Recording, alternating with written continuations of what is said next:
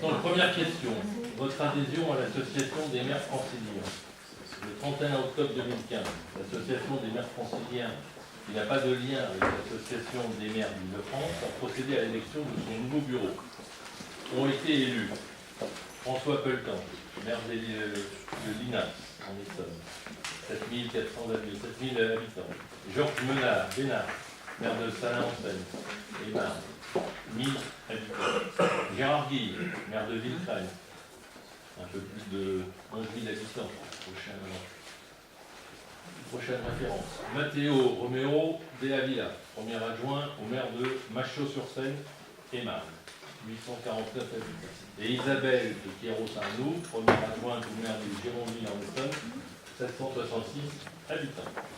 Sans nous prononcer sur le fond, le maire de Linas, François Pelletan, président de l'association des maires franciliens, a été reconnu coupable en 2017 par le prud'homme de Paris de harcèlement moral et sexuel envers un jeune Tunisien qui était son employé et son locataire entre avril et décembre 2015. Il est condamné à verser près de 66 000 €.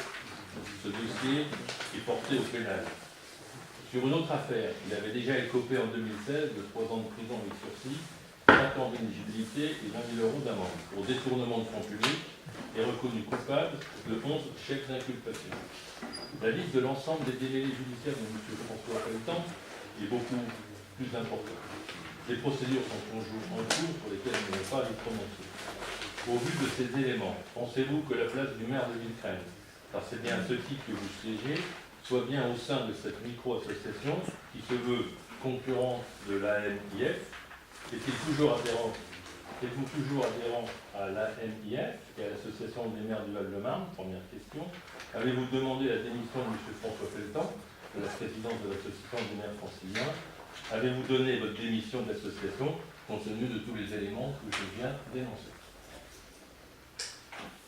Bien, effectivement, je suis membre du conseil d'administration, pas du bureau, de l'association des maires franciliens depuis 2015, suite à une demande qui m'avait été faite à l'époque et à laquelle il m'avait semblé intéressant de donner suite. J'apporterai une réponse à votre question en 2 temps.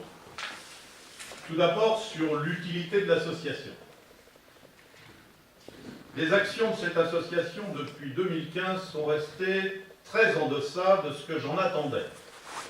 Et je me suis simplement posé la question fin 2017 de l'utilité de la poursuite de ma participation au sein de l'association. Ça, c'est le premier point.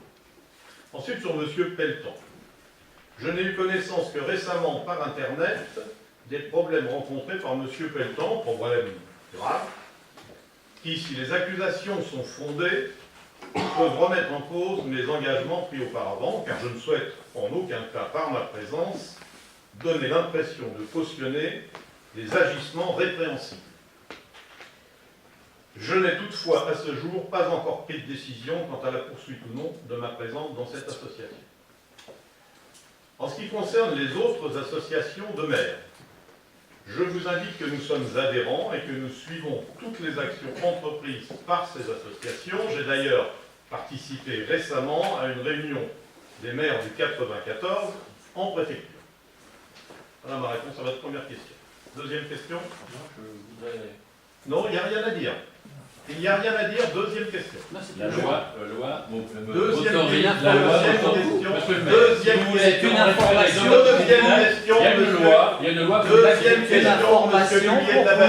Deuxième question de la loi.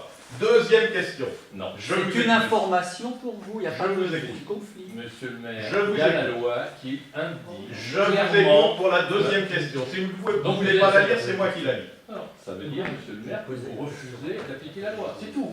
Donc, vous serez au tribunal demain matin au TA pour avoir refusé la parole sur une question orale. Monsieur, Je vous ai donné la loi. Point.